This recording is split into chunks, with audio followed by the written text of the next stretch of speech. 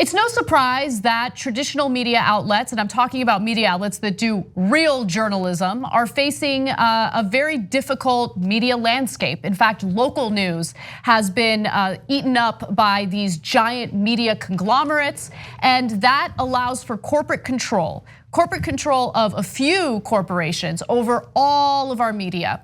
And it's something that Bernie Sanders wrote about in the Columbia Journalism Review. So in his piece, he not only sheds light on this huge problem in journalism, but he also talks about what his solutions would be as president. So here's what he says. We are going to institute an immediate moratorium on approving mergers of major media corporations until we can better understand the true effect these transactions have on our democracy. He also writes, we will reverse the Trump administration's attempts to make corporate media mergers even more likely in the future. We are not going to rubber stamp proposals like the new plan to merge CBS and Viacom into a $30 billion colossus.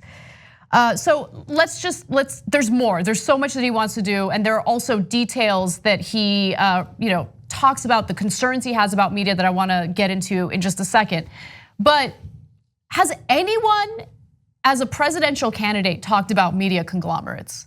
I don't think I can think of a single person other than this example from yesterday. Bernie Sanders saying that, hey, this is a huge problem. This goes against our democratic process. We need an informed public. So we need to actually focus on this issue. Yeah, the only other person, unsurprisingly, in at least half of the context is Elizabeth Warren.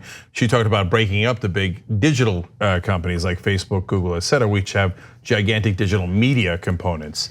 And Elizabeth Warren's been plenty tough on business interests overall. But yes, Anna, when you're talking about the media conglomerates from traditional media, Bernie Sanders is talking about it, and he's doing it with nuance, and I want to dive into that a little bit, because he says, look, 28,000 jobs have been lost in traditional media over the last decade, basically. 3,200 jobs have been lost in the media industry just in the last year alone, which is very significant. 1,400 communities have lost local newspapers. Nobody else is talking about these trends, okay? Certainly at the presidential level. And this allows people to consolidate power. And then when few multi-billion-dollar corporations own almost all the media, they control the message, they control the framing, and they control so much more. He also criticizes the media for supporting the status quo because of that, and supporting corporate interests. Now that's usually verboten, not allowed. The rest of the media then come down on them like a ton of bricks, and they did. They look at this proposal, and almost all the write-ups are sneering, even though he's trying to help the media. They're like, no, you dared to criticize us from the left, which is totally unacceptable. From the right, you could bash us all day long, make up conspiracy theories, threaten our lives, and we'll cower to you. But from the left, if you have a legitimate, thoughtful critique, our feelings are hurt, and we'll pretend that you're against us. When if you read his real proposal, he's actually trying to save the media. Yeah, exactly. But I mean, look, I think it really does depend who the commentary is coming from. So if the commentary is coming from independent journalists or from individuals who worked in these local publications who lost their jobs, my guess is these types of proposals appeal to them. But if you are given a multi-million-dollar contract to be a host on cable news and your company falls under this giant media conglomerate, yeah, I mean, you either love this and you can't really say anything about it, or you hate it because it puts your financial future in jeopardy, or your very lucrative financial future in jeopardy. So let me give you some more of what Bernie Sanders wants to do. What Trump has done allows cross-ownership of newspapers and television or radio stations. He has also given the green light to owning multiple stations in the same market. So in the beginning of Trump's administration, there was that big story about Sinclair Broadcasting Group and how they're snatching up local stations all over the country, and they're really monopolizing the news and the messaging that gets out there. So that's one example of what Bernie Sanders is talking about here. We will start requiring major media corporations to disclose whether or not their corporate transactions and merger proposals will involve significant journalism layoffs. They will. Yeah, and they do. Oftentimes they do, and we've seen that over and over again. Employees must be given I love this part. Employees must be given an opportunity to purchase media outlets through employee stock ownership plans, an innovative business model that was first pioneered in the newspaper industry. So oftentimes the hardworking people behind the success of these publications or these television stations, they don't get paid enough, they don't have benefits that would, actually appeal to any average person who needs healthcare or, a retirement plan.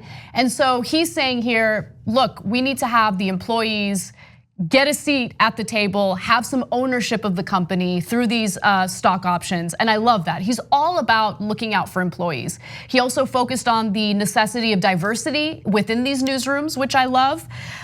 So he also says, additionally, we will pass my workplace democracy plan, which will boost media workers' laudable efforts to form unions and collectively bargain with their employers.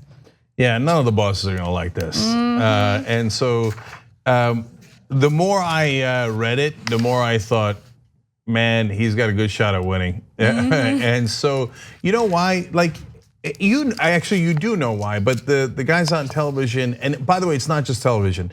I think some of the most egregious violators of bias in the media is the New York Times, NPR, on and on it goes, okay? And their base assumption is this system is awesome.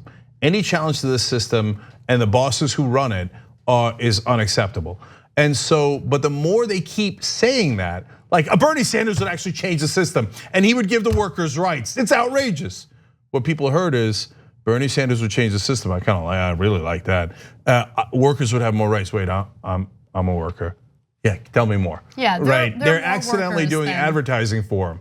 And they can't see straight because they're like, well, all the people in charge don't like Bernie Sanders, so I'm just gonna keep repeating that. So thank you. David Sirota, who is on Bernie Sanders' campaign team, had tweeted something about how he's been rising in the polls despite the very negative and hateful coverage toward him in the mainstream media. But I don't think it's despite. I think that their attacks on Bernie Sanders, as you just mentioned right now, helps him because it draws attention to these proposals that people, average Americans, I'm not talking about executives, love, right? Yeah, but look guys, how many times have you heard me say on the Young Turks? I mean, if you're counting about 1 billion, if you're playing drinking games, you're obliterated at this point. American voters do not like big business, they don't like big media, and they don't like standard politicians. That's based on the polling. All of them poll miserably, 30%, 20%, 10%. Congress once fell to 9%, maybe even 7% in one poll. And everybody on TV tells you, oh, Americans love big business. They just, you gotta, hey, that's who creates the jobs, okay? And Americans love big media like me, right? Getting paid $10, $20 million a year. They love that, they love it. And then when I support everybody who's powerful, they love that. And polished politicians who are constantly changing their strategy with no principles at all, Americans love that. None of that is true. None of it is remotely true. So what I've been saying and advising publicly progressive candidates is run against that. If you bash those institutions, American people will love you for it, even though the media will yell at you. You got to brace for impact, and you got to be able to say, damn the torpedoes, damn my colleagues, because they're gonna get their feelings hurt first, and they're gonna rush out and be like, hey Bernie, come on, I take money from Comcast. Are you saying I'm corrupt? I'm your colleague, Bernie. Well, sad day for you, then don't take money from Comcast. And I'm moving on with my life. You gotta have the nerve to say that. You gotta have the courage to say that. And then the media will all yell at you in unison. And that is a tough thing to deal with if you've never dealt with that. Luckily I have, so I know how that feels. But if you're gonna run for president and you're gonna win, you got to do that. And now that Bernie has begun to do that in earnest, he always had the right policies. But he wasn't, honestly, and you heard me say that this many times, back in 2016 and in the beginning of this campaign, he wasn't being tough enough on the media and his damned colleagues.